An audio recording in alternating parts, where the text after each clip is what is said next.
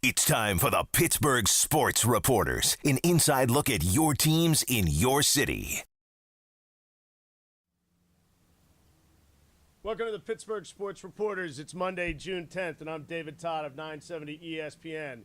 I'm joined by Tim Benz of the X Morning Show and the Steelers Radio Network, and Stan Savran, also of 970 ESPN and Root Sports. Stan, we'll start with you. 4-0, series swept. It's been a couple days since the game. We've talked a lot about it, but let's talk about where the Penguins stand now. Is Dan Bilesma going to be back? Should he be back? That's where you have to go. I think he will be back.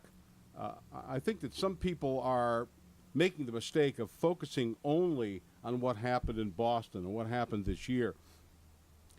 If a move is made on Dan Bilesma, it's going to be about the last 4 years and how much culpability is he to be assigned.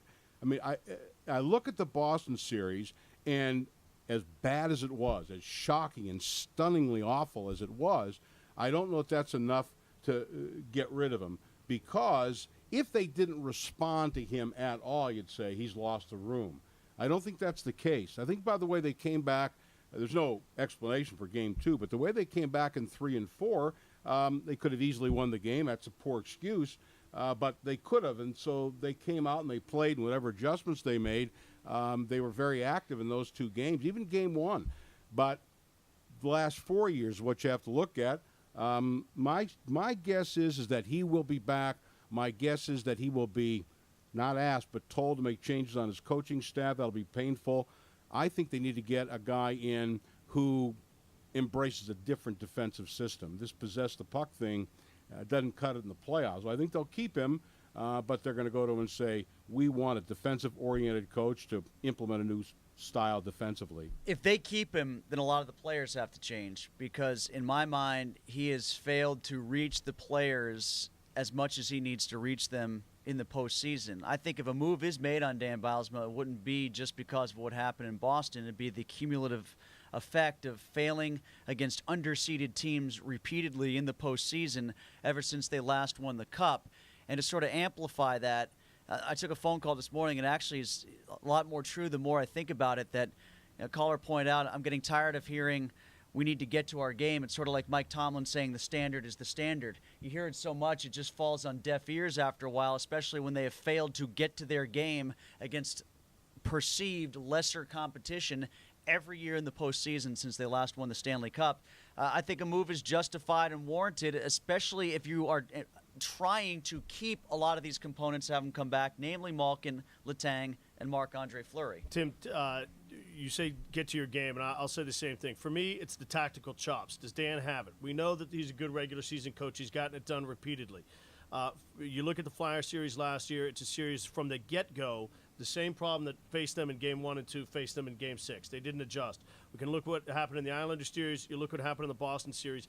Does Dan have the tactical chops to get it done? And you're probably around the team as much as anybody on a day-to-day basis. He does like the guys in the room, but as Stan pointed out, does he have the right personality for that core group? Because when they don't play well, it's because they get frustrated, they get off their game, and they can't seem to get back. The guys like him, and I think he likes the guys, and maybe that's part of the problem too much. You know, it doesn't have to be John Tortorella or anything and scratch Sidney Crosby like Tortorella did Brad Richards, but there's got to be some moment where he can just be the coach and tell Gino, stop doing that, or Sid, do this, or Chris, stop turning the puck over at the blue line, or, you know, sit him down on the power play and put Martin in there just because he's not performing well, or, you know, whether or not Sidney Crosby wants to play with Chris Kunitz and Pascal Dupuis, too bad. The best fit is to have a Ginla on your wing and Kunitz with Gino. He's got to be able to feel like he has that authority, or some coach does, and I wonder if Bilesma feels like he has that Would you make the move? I wouldn't. If you keep Bilesma, then you got to change a lot of the players. If you want to change the players, then keep Bilesma and bring in guys that he can coach a little bit. Let's start with that. Stan, Marc-Andre Fleury, you bring him back or not? Well, I think just and the overall premise, I think there's going to be enough natural change in that locker room where you don't have to actively go out and say we need to get different players because Bilesma can't coach him. Frankly, if he can't coach what you bring him, then you got to get rid of the coach. Because he put together what we thought was a championship squad. But if you believe that he can coach, I think there's going to be a natural change there. I think anytime you make a player or a coaching move for that matter, what's your alternative? What are you going to end up with? This cannot be punitive. You can't say, you played badly in the playoffs, we're getting rid of you because we're mad at you. What's the option? You got to have a plan, right? You got to have a plan. Volkun was great, but Volkun turns 37. Are you going to start the year with a 37-year-old goaltender who was brought here to play 25 games out of 82? Now you're asking him to play 65 with no backup. You have to answer the question. And I don't know that Fleury's done here. And again, if Bilesma goes, then maybe Fleury stays, because clearly Bilesma lost faith in him. I don't think that they'll try to retain any of the people they brought in, with the exception of Jokinen, who is serviceable and is under contract. Right. And again, it looks washed up. And I wouldn't mind keeping Murray at a price, frankly. If I'm looking to trade high-price stars, Malkin's not going to be the guy. I don't think you'll ever get equal value on the market for him. Second, Sid's pretty fragile. And if Sid gets hurt again, then now where do you go? And they don't have any forwards in the system who can step up. My guy, if you have to make trades for salary cap and for return, has got to be Letang. Yeah. The truth of the matter is that Chris Letang has never been a high-level performer in the playoffs. Never. Great regular season guy, extremely talented, but to me, he's the Pedro Alvarez of the Penguins. It's either a home run or a strikeout. He's capable of great things, but then he neutralizes that. And when you look at the system the Penguins have, they have defensemen. I'm not saying any of them will be as good as Letang has been, but they're more equipped to fill in defensively than they are with offensive scoring. Tim, start with Fleury. Well, actually, I want to follow up on something you just said, because you made a very important point there about all the young defensemen that they have. If they're going to deal away Chris Letang, and at some point Brooks Orpik is not going to be here within the next couple of years, you got to start going. Like you heard Dan Bilesma say yesterday, Simone Dupre is a top 4 defenseman next year. I'll believe it when I see it, based on his lack of willingness to play him. Similarly with Bo Bennett on the wing, but if you're going to trade away Chris Letang, and I'm sure they're going to get a lot back in return for him, yeah, but they got to go quicker with Olli Maatta and Derek Pouliot than they did even initially with Letang, certainly with Dupre, and with Joe Morrow, who now is going to be playing in Dallas. So if you're going to get rid of Letang, I'm wondering now if you regret the Morrow for Morrow deal, because then there was all more of a reason to bring Joe Morrow in here perhaps next year. That's one thing that Bilesma does not like to do, is go with youth, even when they have youth to go to, and they're going to have to start doing that if they move some of these other parts. Huge mistake the last 15 games of the season not playing Dupre. Those games meant nothing. Should have played them every game down the stretch and then made a decision on the playoffs. Tim, do you want Marc-Andre Fleury back as your number 1 goalie next year? I want to see what else is out there in some of these other trades. Like, I'm just spitballing here, but I mean, if they were, are you worried about his mental state going forward? I mean, in the season, 23-8, a .916 save percentage, .239, whatever it was. His numbers are good. He was good during the season. Are you mentally worried that the guy is a broken goalie in the playoffs? Well, I thought the one point that I agreed with Bilesma on that with Fleury yesterday, and he said some things I disagree with, but the one point that he did make was we're not going to know that until the playoffs next year, which is to suggest something I agree with, that he's going to be good enough to get him to the playoffs next year. And I think he will be, because he's shown he has a track record of having bumps in the playoffs and then rebounding and playing well in the regular season the next year, and then something has changed in the postseason, unfortunately. What's bothersome about it is, I think right now I think he's he can be a fragile guy. He does bounce back well. His record after he gets yanked in the game is astoundingly good. Right, and he didn't get that chance this year. He didn't. I thought that they might give him that opportunity. The thing that bothers me about him, you would have thought, and this goes for all of them, you would have thought after his performance against the Flyers last year that his whole mindset would have been, boy, when I get back in the playoffs this year, it's going to be a different story, and I'm going to show everybody that last year against the Flyers was an absolute fluke.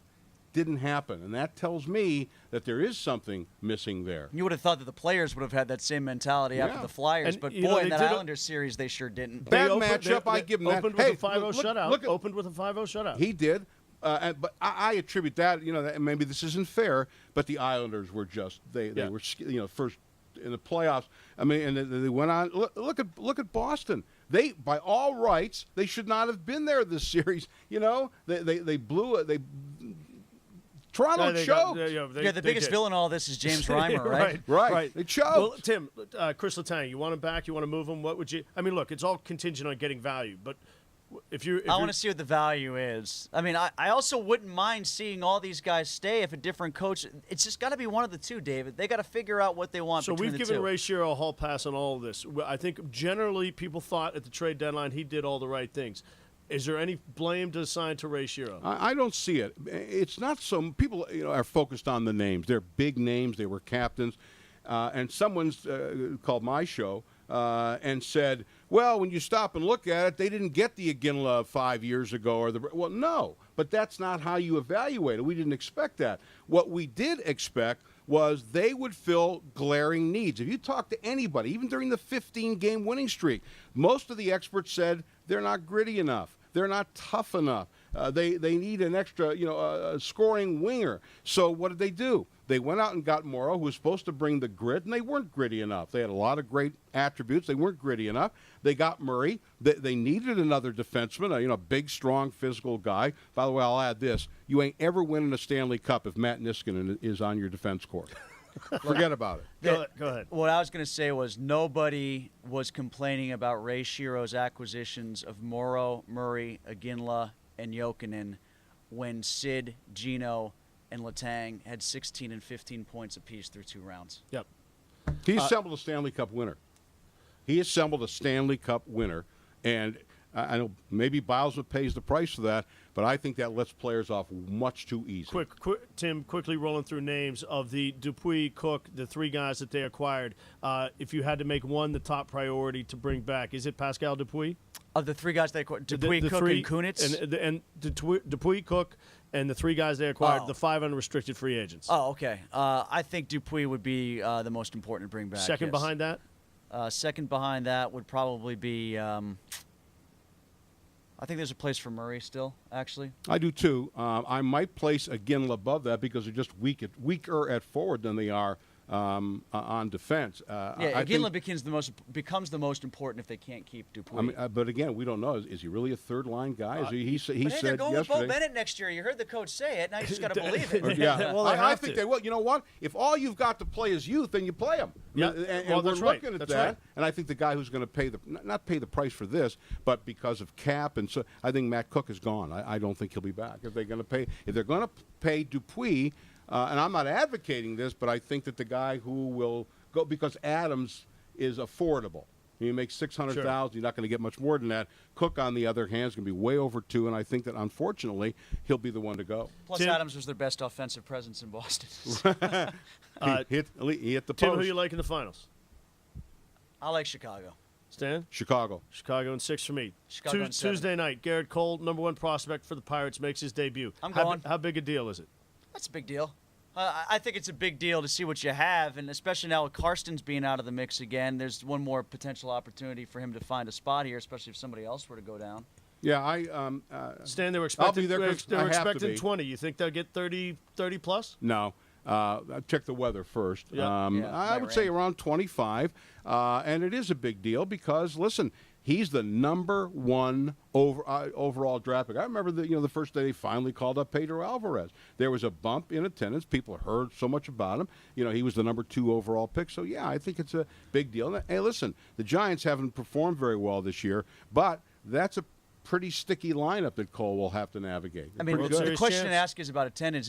Is Garrett Cole pitching or is it Garrett Cole bobblehead doll night? Because we all know which one is more important. Will they set off fireworks if he wins? I'll tell you, I think it'll be 30 plus. I think it's a big deal. That's going to wrap things up for this edition of the Pittsburgh Sports Reporters. We'll be back next Monday. Next Monday. Tim Benz of the X Morning Show, Stan Savran of ESPN and Root Sports. I'm David Todd. Thanks for watching.